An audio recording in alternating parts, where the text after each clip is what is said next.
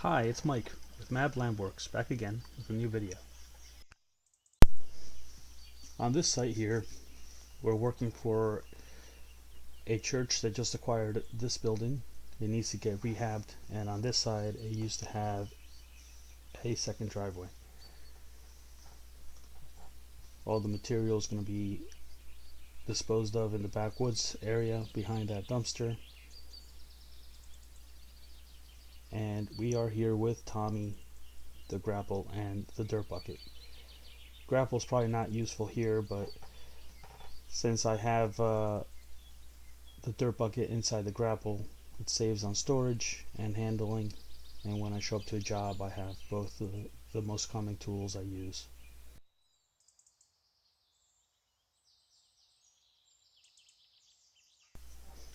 First things first, I swap the buckets and I'm off to get the truck out of the way. Clearly it's in my path to where the disposal is going to be, so I need to get the truck out of here. It's a tight space, so I figured I'd just back it up. These aluminum ramps are really something. They're a real back saver. One of the best purchases I've made.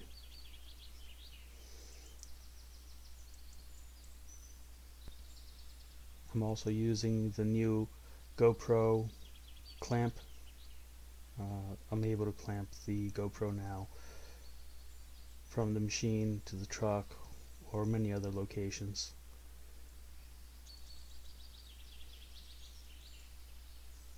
I think it's going to be a very handy little tool to have for videos.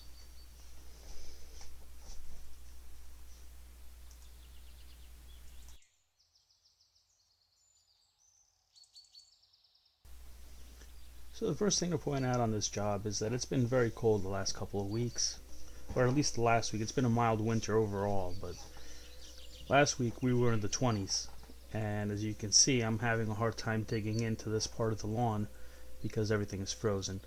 I'm hardly scraping the top layer of grass, so I'm not being very effective.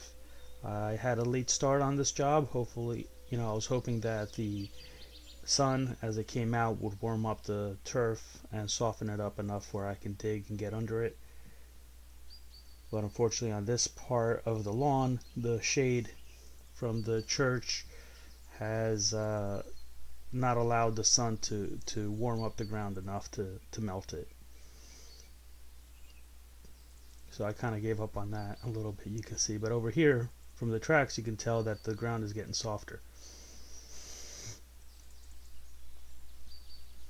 So I just started from that front half, let's say, of the drive, and I think this is finally the first time I actually got underneath the frost. I was very happy because till this point I thought I was going to have to give up for today. But luckily, everything did pan out the way I thought it was going to, and I made some progress.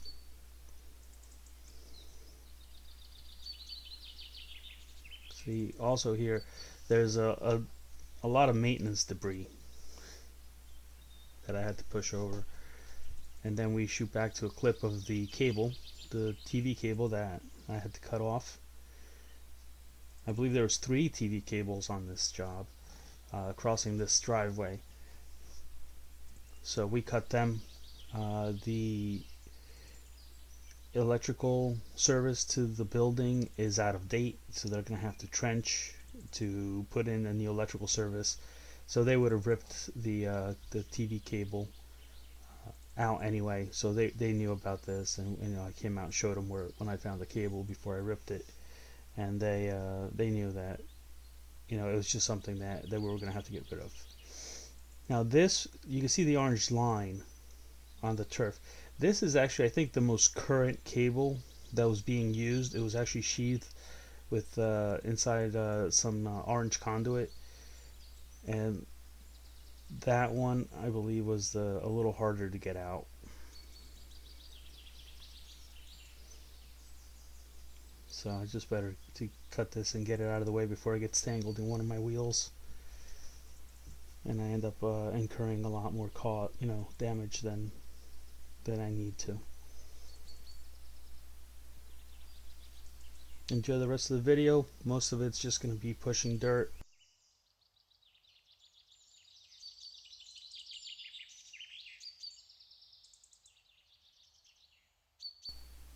So at this stage, I've ripped out most of the lawn and the roots.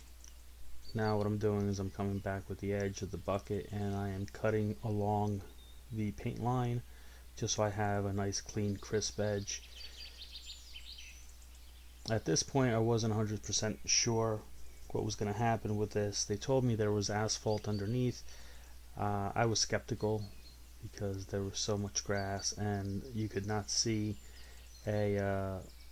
usually the lawn dies if it's over asphalt, but they did put down quite a bit of topsoil, so I guess that's what threw me off. Also, the asphalt underneath was in really bad shape, and parts of it was in gravel, so that would allow the water to percolate through, so you wouldn't have a lot of the telltale signs of either the grass being starved for water or having wet feet from the lack of the water percolating through the soil.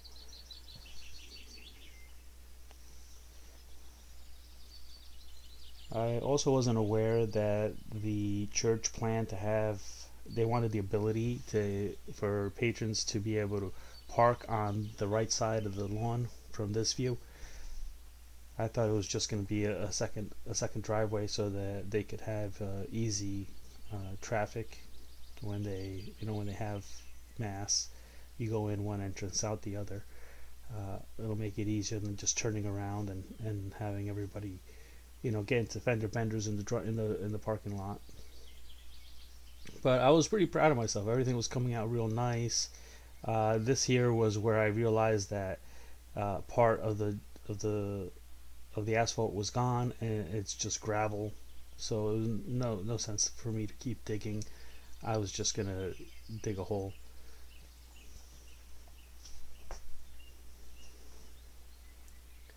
So here's the shot. Once I finished everything, I talked to the person who hired me. He told me that because there was such a height difference that the vehicles weren't going to be able to hop over that edge to park on that part of the lawn. So it's really tough to cut an edge like that because of the grass roots. So a lot of times, and it's part of this is still kind of stiff from being frozen. So the option is to try and cut that last corner, but unfortunately once the bucket digs in, it digs in, or the opposite happens, you just can't get the bite to happen. So it's very difficult to get a really smooth edge with that. But I did what I could. In the end, the customer was happy. That's what matters. And yeah, that's pretty much how the rest of the job went.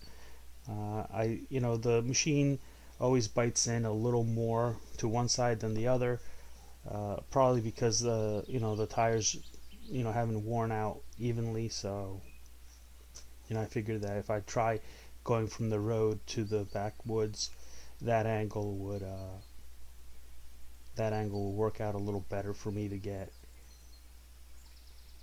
a taper, and it did. I'm sure they're probably gonna need some topsoil in the spring, a little bit of seed, and this should even out quite a bit, real nice. And since the asphalt's already broken, either they're gonna have to repave that or probably just get like the original owners did, a truckload of gravel and throw it on top and make it a gravel exit. So that's pretty much the rest of this job. And thank you for watching. And again, Mike from Mabline Works. I'll see you later.